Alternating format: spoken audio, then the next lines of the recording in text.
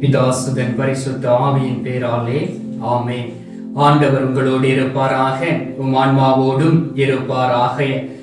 புனித பவுல் கொரிந்தியருக்கு எழுதிய 2வது திருமுகத்திலிருந்து வாசகம், அதிகாரம் 6, இறை வார்த்தை 18.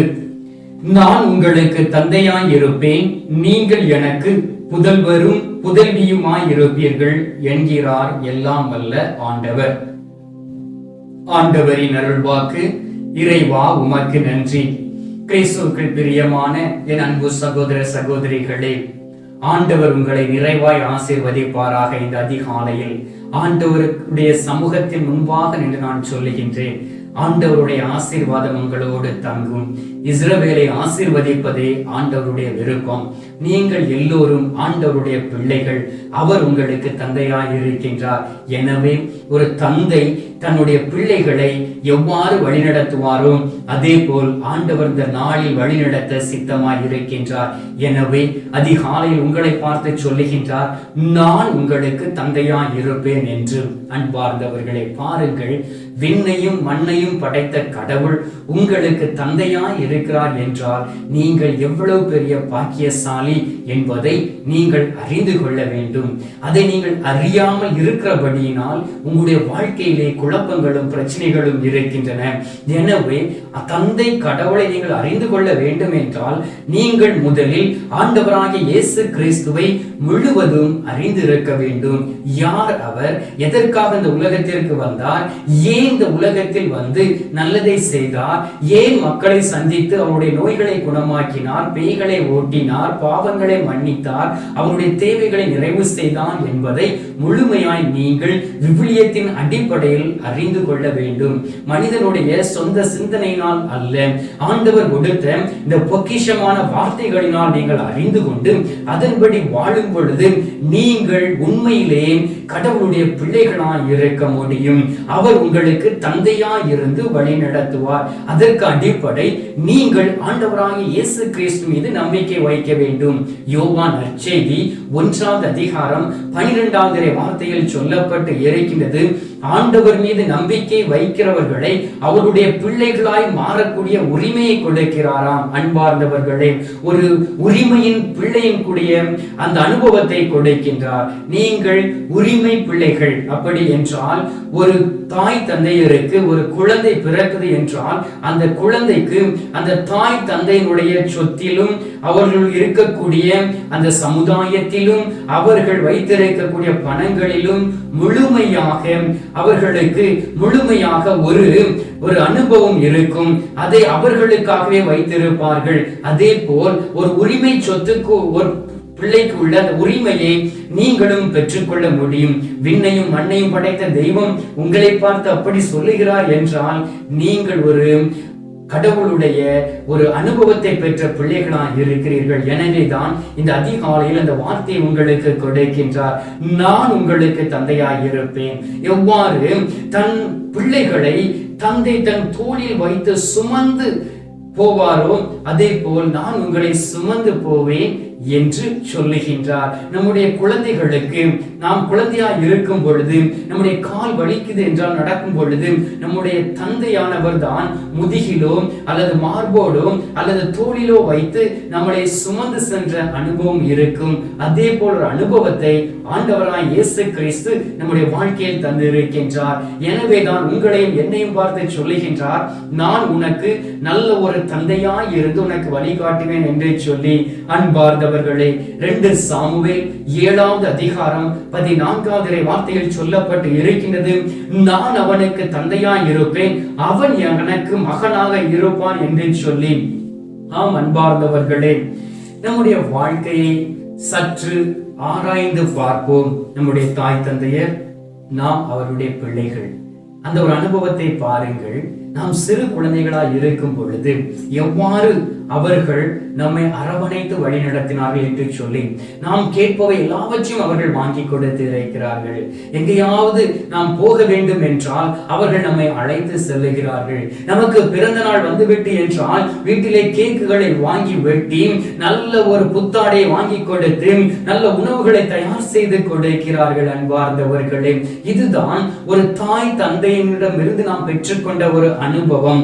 நாம் வளரக்கூடிய நாட்களிலே நல்ல ஒரு பள்ளிக்கூடத்தில் சேர்த்து என்னுடைய பிள்ளைகள் படிக்க வேண்டும் என்று சொல்லி சமுதாயத்தில் உயர்ந்த நிலைக்கு வர வேண்டும் என்று சொல்லி இந்த சமுதாயத்திலே பரிசுத்தமாய் வாழ வேண்டும் என்று சொல்லி அவர்களுக்குள் இருக்கக்கூடிய ஏக்கங்கள் எண்ணங்கள் எல்லாவற்றையும் அவர்கள் ஒரு இடத்தில் வைத்துவிட்டு உங்கள் மீது கரிசனை கொண்டு உங்களுடைய வாழ்க்கையில் எல்லாவற்றையும் செய்து முடிக்கிறார்கள். சாகும் வரை அவர்கள் உங்களுக்காக உழைக்கிறார்கள். அந்த அனுபவம் உங்களுக்கு இருக்கின்றதா? அப்படி இல்லை என்றால் உங்களுடைய வாழ்க்கையை நீங்கள் ஆராய்ந்து பாருங்கள். நீங்கள் எங்கு தவறு செய்து நீங்கள் ஆண்டவரை விட்டு பிரிந்திருக்கிறீர்கள், உங்களுடைய தாய் தந்தையை விட்டு பிரிந்திருக்கிறீர்கள் என்று சொல்லி அன்பார்ந்தவர்களே, ஒருவேளை உங்களுடைய தாய் தந்தையர்களை நீங்கள் மதிக்காதபடி வாழ்ந்து கொண்டிருக்கலாம். உங்களுடைய தாய் தந்தைகளை நீங்கள் முதியோர் இல்லத்தில் கொண்டு சேர்த்திருக்கலாம். அவர்களுக்கு ஒரு நேரம் உணவு கூட கொடுக்காமல் நீங்கள் அவர்களை வதைத்திருக்கலாம். இது எல்லாம் உங்களுடைய வாழ்க்கையில் தொடர்ந்து வரும் சாபமே ஆசீர்வாதம் அல்ல, அறிந்து கொள்ள வேண்டும். எனவேதான் ஆண்டவராகிய கடவுள் 10 கட்டளைகளை கொடுக்கும் பொழுது அந்த 3வது கட்டளைக்கு உன் தாய் தந்தைகளை மதித்து நட என்று சொல்லி இருக்கின்றார். எனவே அவர்களை மதித்து நடக்காதபடி அவர்களை நம்முடைய கண்முன் வைத்து அவர்கள் செய்த காரியங்களை நினைத்து ஆண்டவருக்கு நன்றி செலுத்தாதபடி வாழ்ந்தோம் என்றால் நாம் பரிதாபத்திற்குள்ள பிள்ளைகளாய் மாறி போய்விடுவோம். பாருங்கள், இந்த காலகட்டங்களில் கொஞ்சம் கையில் பணம் வந்தது பிறகு எனக்கு என்னுடைய தாய் வேண்டாம், தந்தை வேண்டாம், எனக்கு யாரும் வேண்டாம், என்னுடைய மனைவி மட்டும் போதும் என்று சொல்லி நீங்கள் போகிறீர்கள். நீங்கள் எதை விதைக்கிறீர்களோ அதை நீங்கள் அறுவடை செய்வீர்கள். நீங்கள் உங்களுடைய தாய் தந்தையருக்கு எதிராக எதை செய்கிறீர்களோ அதைத்தான் உங்களுடைய பிள்ளைகளும் உங்களுடைய வாழ்க்கையில் செய்யும். அன்பார்ந்தவர்களே, இவ்வளவு அனுபவங்கள் என்னுடைய வாழ்க்கையில் இருந்திருக்கின்றன. எனவே நீங்கள் என்ன செய்ய வேண்டும் என்றால், முதலில் கடவுள் கொடுத்திருக்கக்கூடிய உங்களுடைய தந்தைக்கு நல்ல ஒரு பிள்ளையாய் இருக்க வேண்டும். அப்படி இருக்கும் பொழுது கடவுள் நற்கருணை நாதர் தந்தை கடவுள் உங்களுக்கு ஒரு தந்தையாய் இருந்து நீங்கள் செல்கின்ற இடமெல்லாம் உங்களுக்கு வெற்றியை கொடுப்பார். உங்களுடைய அனுபவத்தில் அவரும் கூட பயணிப்பார். உங்களுடைய வாழ்க்கையில் பயணித்து நீங்கள் எதை செய்தாலும் அதில் நிறைவான ஆசீர்வாதத்தை கொடுப்பார். ஆண்டவருடைய வார்த்தை சொல்லுகின்றது, 1 கொரிந்தியர் 13வது அதிகாரம் 10வது வார்த்தையில் சொல்லப்பட்டு இருக்கின்றது, நிறைவானது வரும் பொழுது அரை குறைவானது மறைந்து போகும் என்று சொல்லி. அரை குறையோடு வாழ்ந்து கொண்டிருக்கிறீர்களா? நிறைவான கடவுளை உங்களுடைய வாழ்க்கையை நீங்கள் சொந்தமாக்கிக் கொள்ள வேண்டும். அந்த நிறைவான ஆண்டவரை, விண்ணையும் மண்ணையும் படைத்தவரை நீங்கள் சொந்தமாக்கிக் கொள்ள வேண்டும். அதை தான் சொல்லுகின்றார். 1 குறிப்பேடு 17:13 சொல்லப்பட்டு இருக்கின்றது, நான் அவனுக்கு தந்தையாய் இருப்பேன், அவன் எனக்கு மகனாய் இருப்பான், உனக்கு முன்னிருந்தவரிடம் இருந்து என் பேரன்பை நான் விலக்கிக் கொள்ள மாட்டேன் என்று சொல்லுகின்றார். பாருங்கள், நீங்கள் ஆண்டவரை விட்டு விலகி ஓடலாம், அவர் வைத்திருக்கக்கூடிய அன்பில் இருந்து ஒரு துளி கூட அவர் மாறுவதில்லை. அன்பார்ந்தவர்களே, நீங்கள் உங்களுடைய தாய் தந்தையர்களை நீங்கள் கண்டுகொள்ளாதபடி இருக்கலாம், ஆனா அவர்கள் உங்கள் மீது அன்பு கொண்டு இருக்கிறார்கள். இவன் என்னுடைய மகள், இவன் மகன், இவள் என்னுடைய மகள் என்று சொல்லி உள்ளத்தில் ஏக்கத்தோடு இருக்கிறார்கள். என்னுடைய மகன், என்னுடைய மகள் சந்தோஷமாய் வாழ வேண்டும் என்று சொல்லி ஏக்கத்தோடு இருக்கிறார்கள். நீங்கள் எவ்வளவுதான் தீமை செய்தால் உங்களுடைய தாய் தந்தையருக்கு எதிராக அவர்கள் உங்களுக்கு தீமை செய்வது இல்லை. உங்களுக்காகத்தான் அவர்கள் இந்த உலகத்தில் வாழ்ந்தார்கள், வாழ்ந்து கொண்டு இருக்கிறார்கள். அமைதியான சூழ்நிலையில் இருந்து நீங்களே உங்களை ஆய்ந்து அறிந்து பாருங்கள். உங்களுடைய தாய் தந்தையர்களுக்கு எதிராக நீங்கள் செய்த தவறுகளை நினைத்து மனம் மாறுங்கள். இந்த தவ காலத்தில் இது எல்லாம் ஒரு வகையான சாபம். என்னுடைய குடும்பத்தில் சாபம் இருக்கிறது, அவர் வந்து ஜெபித்தார், என்னுடைய குடும்பத்தில் சாபம் இருக்கிறது என்று சொல்லிவிட்டார், நான் என்ன செய்வேன்? போய் மந்திரவாதியை பார்க்கவா, குறி சொல்றவனிடம் போய் கேட்கவா, என்னுடைய பிள்ளைகளுடைய ஜாதகத்தையும் என்னுடைய ஜாதகத்தையும் போய் பார்க்கவா, நாள் பார்க்கவா என்று இந்த ஏக்கத்தோடு இருக்கலாம். மீண்டும் மீண்டும் ஏமாந்து போக வேண்டாம்.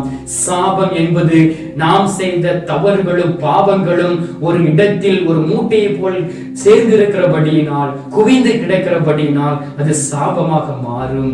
அந்த சாபம் ஆசீர்வாதம் வர தடையாய் இருக்கும். எனவே நான் ஆண்டவர் சொல்லுகின்றார், நீ ஏன் கவலைப்படுகின்றாய்? என்னுடைய வாழ்க்கையில் சாபம் இருக்கிறது என்று நினைக்கிறாயா?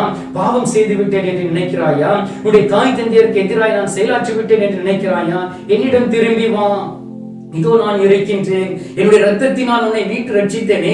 நீ இவ்வாறு தவறுகள் செய்வாய் என்பதை நான் அறிந்திருக்கின்றேன். அதனால் தான் நான் இந்த நாளில் இந்த நற்கருணையில் இருந்து உன்னுடைய முகத்தை பார்த்து உன்னோடு பேசிக்கொண்டு இருக்கின்றேன் என்று ஆண்டவர் சொல்லுகின்றார். அன்பார்ந்தவர்களே, நம்முடைய தந்தை கடவுள் நமக்கும் நல்ல ஒரு தந்தையாய் இருக்கின்றார். அதனால் தான் அன்னை மரியாவை நமக்கு ஒரு தாயாக கொடுத்தார். அவர் தந்தை கடவுளுக்கு கீழ்ப்படிந்து நடந்தார், அவருடைய வார்த்தைக்கு கீழ்ப்படிந்து நடந்தார். அந்த முதிர்ந்த வயதிலும் கூட அவருக்கு பாதுகாப்பாய் இருந்தார். எனவே நம்முடைய வாழ்க்கையிலும் அப்படி ஒரு அனுபவம் இருக்க வேண்டும். திருப்பாடல்கள் 89வது அதிகாரம் 26வது வார்த்தையில் சொல்லப்பட்டு இருக்கிறது, நீரே என் தந்தை, என் இறைவன், என் மீட்பர் பாறை என்று அவன் என்னை அழைப்பான், நான் அவனை என் தலைப்பேர் ஆக்குவேன் என்று ஆண்டவருடைய வார்த்தையில் சொல்லப்பட்டு இருக்கின்றது. நாம் அவரை தந்தையே என்று கூப்பிடக்கூடிய வேளையிலே அவர் நம்மை மீட்டு ரட்சிக்கக்கூடிய தெய்வமாய் இருக்கின்றார். நமக்கு அரணும் கோட்டையும் பாறையுமாய் இருந்து எந்த ஒரு தீய செயல்களும் நம்மை அண்டிவிடாதபடி நம்மை பாதுகாக்கின்றார். எனவே நம்மை அவருடைய பிள்ளையாய் வைத்திருக்கின்றார். அன்பார்ந்தவர்களே, பிள்ளைக்குரிய அந்த உரிமை பேரை பெற்றுக் கொள்ளுங்கள். அவர் உண்மையிலும் உண்மையுமாக உங்களுக்கு தந்தையாய் இருப்பார். வழி மாறி போற நாட்கள் போதும். அன்பார்ந்தவர்களே, திரும்பி வருவோம். இந்த தவ காலத்தை நல்ல முறையில் பயன்படுத்தி நற்கருணை நாதனிடம் மன்றாடுவோம். அவர் தரக்கூடிய அந்த மெய்யான ஆசீர்வாதத்தை பெற்றுக்கொண்டு மற்றவர்களையும் அவரிடம் அழைத்து வருவோம். இந்த நேரத்தில் சிறிது நேரம் என்னோடு இணைந்து நீங்கள் ஜெபிப்பீர்களா? இப்பொழுது நாம் ஜெபிக்கலாம். எங்கள் பரலோக தந்தையே, இயேசு கிறிஸ்துவே, தூய நல் ஆவியே, தந்தை, இந்த அருமையான காலை பொழுதிற்காக நன்றி சொல்லி உம்மை துதிக்கிறேன் சுவாமி. தகப்பனே, இந்த நாளில் எங்களுக்கு நீர் வாக்கு கொடுத்தீரே. உமது வார்த்தையின்படி வழிநடத்துவதற்காக எங்களை தாங்கி வழிநடத்தி கொண்டு இருக்கின்றேன். நான் உங்களுக்கு தந்தையாய் இருப்பேன், நீங்கள் எனக்கு புதல்வரும் புதல்வியருமாய் இருப்பீர்கள் என்று வாக்கு கொடுத்தீரே. உமது வார்த்தை மெய்யானது, உண்மையானது, உறுதியானது, நிலையானது என்பதை நாங்கள் அறிந்திருக்கின்றோம். ஆனாலும் தகப்பனே, நீர் எங்களுக்கு வேண்டாம் என்று சொல்லி உம்முடைய கைகளை, எங்களுடைய கைகளை உதறி தள்ளிவிட்டு நாங்கள் உம்மை விட்டு வழிவிலகி அலைந்த நாட்கள் உண்டு. பாவம் செய்து செய்து ஆண்டவரே, நீர் கொடுத்த தந்தைக்குரிய ஆசீர்வாதத்தை இழந்த நாட்கள் உண்டு. பிள்ளைக்குரிய ஆசீர்வாதத்தை இழந்த நாட்கள் உண்டு. தாய்க்குரிய ஆசீர்வாதத்தை இழந்த நாட்கள் உண்டு. ஆண்டவரே, இளமைக்குரிய ஆசீர்வாதத்தை இழந்த நாட்கள் உண்டு. இந்த நேரத்தில் நாங்கள் திரும்பி வந்திருக்கிறோம் சுவாமி. ஆண்டவரே, உமது வார்த்தையின்படி எங்களை தேற்றுவீராக. இதோ நான் முதியோர் இல்லத்தில் இருக்கிறேனே, என்னுடைய பிள்ளைகள் என்னை பார்க்காதபடி என்னை முதியோர் இல்லத்தில் சேர்த்து விட்டார்களே, நான் ஒரு அனாதை போல் இருக்கிறேனே என்று எங்கக்கூடிய தந்தைமார்களை நீர் தொடுவீராக. அவர்களுக்கும் நீர்தானே தந்தை என்பதை அவர்களுக்கு உணர செய்வீராக. ஆண்டவரே, அவருடைய பிள்ளைகளை ஆசீர்வதிப்பாராக. ஆண்டவரே, இந்த நேரத்திலும் கூட ஆண்டவரே, எந்த ஒரு தாய் தந்தையும் தன்னுடைய பிள்ளைகளை சபித்து விடாதபடி அவர்கள் எல்லா சூழ்நிலைகளிலும் உம்மோடு கூட இருக்கக்கூடிய பலத்தை கொடுப்பீராக. ஆண்டவரே, உமது மாறாத பேரன்பை நீர் அவரிடம் இருந்து எடுத்து விடாதபடி தாங்கிக் கொள்ளும்படியாக ஜெபிக்கின்றேன். தூய ஆவியின் வல்லமையும் பலத்தையும் கொடுப்பீராக. தூய ஆவியானவரை கொடுத்து வழிநடத்தும்படியாக ஜெபிக்கின்றேன். எல்லா சூழ்நிலைகளிலும் உம்மோடு இருக்கக்கூடிய வல்லமையை கொடுப்பீராக. நீரே அவர்களுக்கு அரணும் கோட்டையும் பாதையுமாய் இருக்கும்படியாக ஜெபிக்கிறேன். ஆண்டவரே, நீர் அவர்களுக்கு நல்ல ஒரு தந்தையாய் இருப்பது போல் அவர்களும் நல்ல ஒரு பிள்ளைகளாய் உம்மோடு கூட இருந்து உமது வார்த்தைகளை கேட்டு நீர் கண்டித்து திருத்தக்கூடிய நேரத்தில் அதை ஏற்றுக்கொண்டு உமக்கு உகந்த வாழ்க்கையை வாழ்வார்களாக. வேலை செய்கிற இடத்தில் ஆசீர்வாதத்தை கொடும் சுவாமி. ஆண்டவரே, பாவம் செய்து செய்து தன்னுடைய உடலை கெடுத்துக் கொண்டு இருக்கக்கூடிய பிள்ளைகளை ஒப்புக் கொடுக்கின்றேன். மது பழக்கத்திற்கும் மாதுவுக்கும் அடிமையாய் இருக்கிறவர்களை ஒப்புக் கொடுக்கின்றேன். ஆண்டவரே, அதன் மூலம் நீர் கொடுத்த அந்த ஆலயத்தை கெடுத்துக் கொண்டு இருக்கலாம். நீர் அவர்களை நீர் பாதுகாத்து வழிநடத்தும்படியாக ஜெபிக்கிறேன் சுவாமி. யோபுக்கு உண்டான எல்லாவற்றையும் பாதுகாக்கிறேன், அதுபோல் பாதுகாத்துக் கொள்ளும்படியாக ஜெபிக்கிறேன். ஆண்டவரே, மன வருத்தம் சாவை விளைக்கும் என்று சொல்லப்பட்டு இருக்கிறது போல ஆண்டவரே, சாவின் பாவம் சாவை கொண்டு வரும் என்பதை நீர் உணர்த்தி இருப்பதற்காக நன்றி சொல்லி உம்மை துதிக்கிறோம் ஆண்டவரே. நீர் அவர்களுக்கு ஆறுதலா இருக்கும்படி என ஜெபிக்கின்றேன். தவறி சென்ற பிள்ளைகளை மீட்டு ரட்சிப்பதற்காக இந்த உலகத்திற்கு வந்தீரேன். 99 ஆடுகளை விட்டுவிட்டு காணாமல் போன ஒரு ஆடை தேடி அலைந்து ஆண்டவரே நீர் அதை அழைத்து வந்தீரேன். அதற்காக உமக்கு நன்றி சொல்லி உம்மை துதிக்கிறேன் சுவாமி. தூய ஆவியின் பலத்தையும் வல்லமையும் கொடுப்பீராக, வல்லமைக்கு அனுபவத்தை கொடுப்பீராக, அன்பினாலும் இரக்கத்தினாலும் தாங்கிக் கொள்ளும்படியாக ஜெபிக்கிறேன் சுவாமி. எல்லா சூழ்நிலைகளிலும் எப்படி இருக்க வேண்டும் என்று கற்றுக் கொடுப்பீராக. ஆண்டவரே, நீர் கொடுத்த அனுபவத்தை நாங்கள் பெற்றுக்கொண்டு உமக்கு உந்த பிள்ளைகளாய் வாழக்கூடிய ஒரு பலத்தையும் வல்லமையும் கொடுப்பீராக. உங்களுடைய விசுவாசத்தை அதிகரிக்கும்படியாக ஜெபிக்கின்றேன். தூயாவின் பலத்தை கொடுக்கும்படியாக ஜெபிக்கின்றேன். ஆண்டவரே, இந்த அதிகாலையிலே எங்களுடைய ஜெபங்களை கேட்டிருப்பதற்காக நன்றி. எங்களுடைய ஜெபங்களை கேட்டு பதில் தந்திருப்பதற்காக ஸ்தோத்திரம் ஸ்தோத்திரம் ஸ்தோத்திரம். மீட்பெரும் இரட்சகருமான இயேசுவின் திருக்கரத்தில் ஒப்புக் கொடுத்து எங்கள் தாய் கன்னிமரியாள் வழியாக ஜெபிக்கின்றோம் எங்கள் நல்ல தந்தையே, ஆமென். பரலோகத்தில் இருக்கிற எங்கள் பிதாவே, உம்முடைய நாமம் ரட்சிக்கப்படுவதாக, உம்முடைய ராஜ்யம் வருக, உம்முடைய சித்தம் பரலோகத்தில் செய்யப்படுவது போல பூலோகத்திலும் செய்யப்படுவதாக. எங்கள் அனுதின உணவை எங்களுக்கு இன்று அளித்தருளும். எங்களுக்கு தீமை செய்தவர்களை நாங்கள் பொறுப்பது போல எங்கள் பாவங்களை பொறுத்தருளும். எங்களை சோதனை விழவிடாதே, தீமையில் இருந்து எங்களை ரட்சித்தருளும். ஆமென். அருள் நிறைந்த மரியே வாழ்க, கர்த்தர் உடனே பெண்களுக்குள் ஆசீர்வதிக்கப்பட்டவள் நீரே. உம்முடைய திருவயிற்றின் கனியாகிய இயேசுவும் ஆசீர்வதிக்கப்பட்டவரே. அஜிஷ்ட மரியே, சர்வேஸ்வருடைய மாதாவே, பாவிகளா இருக்கிற எங்களுக்காக இப்பொழுது எங்கள் மரண நேரத்தில் வேண்டிக் கொள்ளும். ஆமென். பிதாவுக்கும் சுதனுக்கும் பரிசுத்த ஆவிக்கும் மகிமை உண்டாவதாக.